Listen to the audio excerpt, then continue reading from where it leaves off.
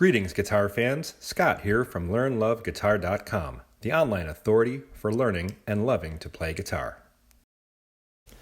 Today's video is going to talk about guitar scales. What are they, and why are they so important?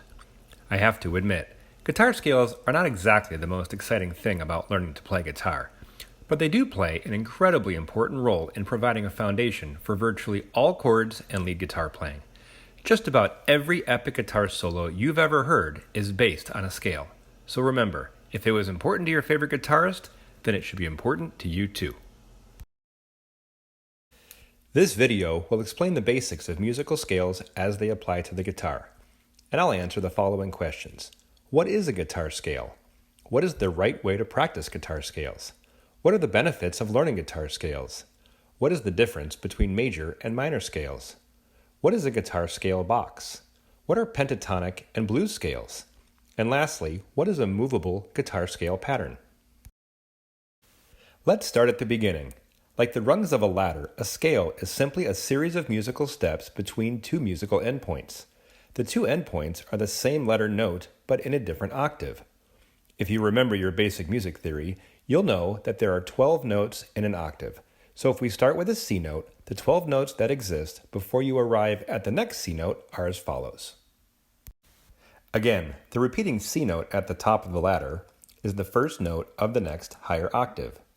The name of any scale includes the letter name of the note, and that note is called the root note. For example, the C major scale starts and ends with a C note, and the C note is also considered the root note.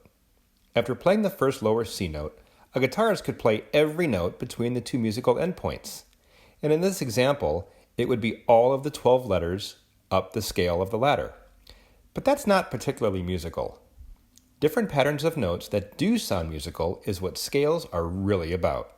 A C major scale consists of the following 8 notes within a single octave. One way to play a 1-octave C major scale on a guitar is to start on the 3rd fret of the 5th string, as shown on the fretboard diagram and music tab staff below. Now let's talk about how to practice playing guitar scales. Guitarists often start out learning scales by practicing the C major scale. It is the simplest scale in the sense that it does not contain any sharps or flats. But trust me, once you've mastered this scale, you'll be ready to move on to the next phase of learning scales. Start out playing slowly to ensure that each note rings out with clarity. Always remember that it is much more important to play something correctly than to play it quickly. Each time you practice a scale, start from the low root note and work your way up in pitch. When you've reached the highest note, turn around and play the notes in descending order of pitch. Once you're comfortably able to go up and down this scale easily with all of the notes ringing out clearly with no buzzing, then you can slowly increase your speed. But remember, it is important to only increase your speed as much as you can continue to play clearly. Playing lightning fast with a bunch of buzzing and hissing sounds is not good for anyone playing or listening. Like I said, you're not going to get any friends or audiences too excited because you can play a few scales. But what scales lack in flashiness, they make up for in both short-term and long-term benefits as a guitar player. Here are 4 solid reasons why learning and practicing scales will benefit any guitar player. Number 1, ear training. Once you learn a handful of scales, especially at different positions along the fretboard, you will soon be able to recognize how each note corresponds to a different location on the guitar's fretboard. This will help you down the road when you're learning to play songs or even writing new songs of your own. Number 2, finger strength. The repetitive motion of your hands and fingers playing scales forward and backward will help to increase the dexterity and strength in your fingers. You will simply become more comfortable holding and playing your guitar. Number 3, picking speed. As you're able to improve your fretting hand's ability to quickly find the right notes to play, you'll also increase the speed with which you can maneuver your pick to play the right strings in a proper tempo. This will come in handy whenever you're trying to master that challenging solo that once seemed out of your reach. And number 4, chord mastery. The more scales you learn, the more easily you'll be able to understand why certain notes belong in different chords. After all, chords are constructed using the same notes that are in a given scale. Pretty soon, you'll be able to figure out chords on your own without even having to memorize the finger patterns you read in a book. Next, we're going to learn about the differences between major and minor scales. The major scale is the basis from which all other musical scales are derived. Like many musical scales, it contains 8 notes, and the first and 8th notes are always the same, which is the root note. The C major scale starts with a C note and ends with a C note at the next higher octave. The concept of half-step and whole-step intervals is central to how scales are formed. The sequence of intervals between the notes of any major scale is whole, whole, half, whole, whole, whole, half. Many times, this is written in shorthand as WWH, WWWH. The image below depicts how the C major scale is played on a piano, and hopefully you can see how the interval pattern for a C major scale is revealed. I'll give you a reminder or a hint. Half-step intervals involve moving ahead 1 key on the piano, and whole-step intervals involve moving ahead 2 keys, remembering to count the black keys along the way. And as you can see, the component pitches of a C major scale are C, D, E, F, G, A, and B. I think we've talked enough about the C major scale, so let's move on to its close neighbor, the D major scale. Note that the same interval sequence applies, but now you can see that you need to include some of the sharps and flats, which on a piano are represented by the black keys. The component pitches of a D major scale are D, E, F sharp, G, A, B, and C sharp. Now let's talk about minor scales. Minor scales differ in both their interval sequence and the mood of the tones they produce. Minor chords are often described as sounding darker or even sadder when compared to major scales. In terms of musical intervals, the pattern for minor scales adheres to the following sequence: whole, half, whole, whole, half, whole, whole. And you can see the musical shorthand version now. The image below depicts how a C minor scale is played on a piano. The component pitches of a C minor scale are C, D, E flat, F, G, A flat, and B flat. Did you notice how I use sharps in the D major scale and flats are used in the C minor scale? This is to ensure that each alphabet letter is represented in the scale.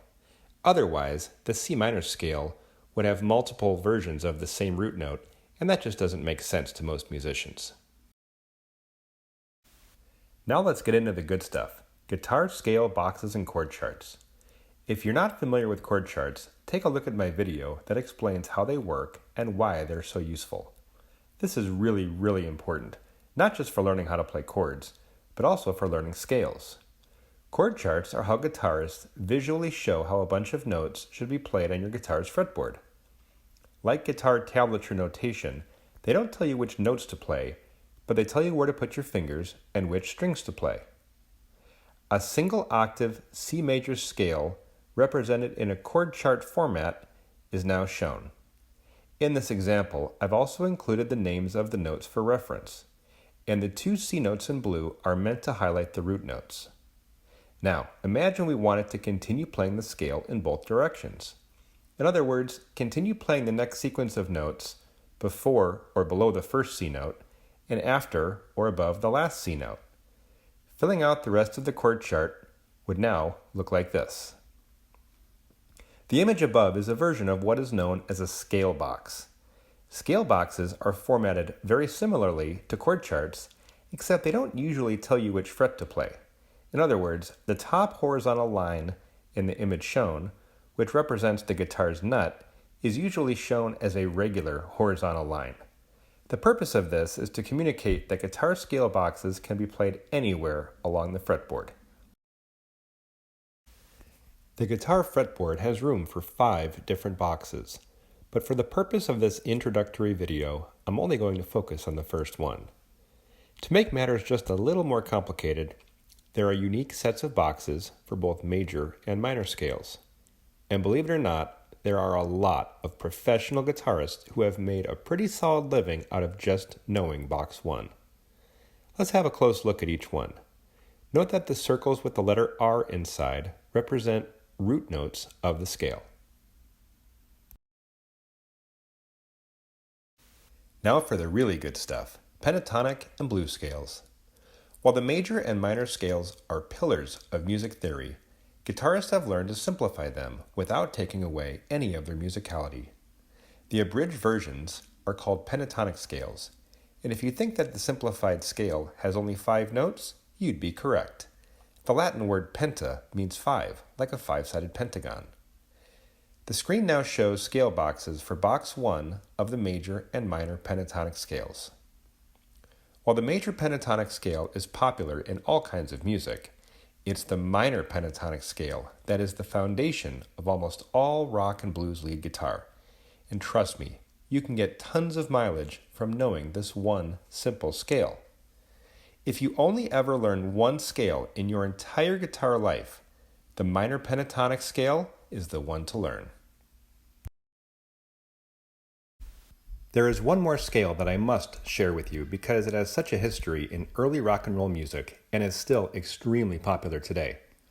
It is a very close relative of the minor pentatonic scale, and despite its name, it sounds great in just about any musical genre. It's called the blues scale, and all it does is add an extra note to the minor pentatonic scale. Any guesses on what this extra note is called? It is famously known as the blue note because of the extra cool and dark tone that results from its inclusion. Each octave in the scale box shown includes a highlighted blue note. Okay, you've made it to the last major subject on scales, and that is movable scale patterns. One of the great things about learning scale boxes is that any box is movable anywhere along the length of the fretboard. This flexibility is largely why learning box 1 scales is sufficient for so many guitarists.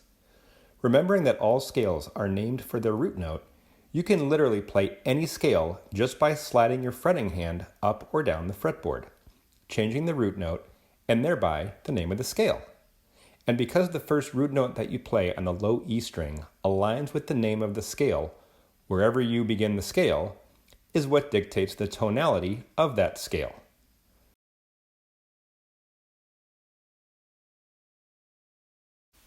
Shown on the screen now are 2 examples to make the point more clear. The small number written to the left of the low E string indicates the fret number where the scale begins. Because the 5th fret of the low E string is an A, if you start on the 5th fret, you're playing an A minor pentatonic scale. Simply move your hand up 2 more frets to number 7, and you're automatically playing a B minor pentatonic scale. Of course, the same rules apply to both major and blues scales as well. If you've made it to the end of this video, congratulations! You are now equipped with some sound knowledge of musical scales and how they apply to a guitar. With regular practice of these scales, you'll be able to learn chords and lead solos much quicker. And don't forget to check out lots of other great content on learnloveguitar.com. Thanks and good luck.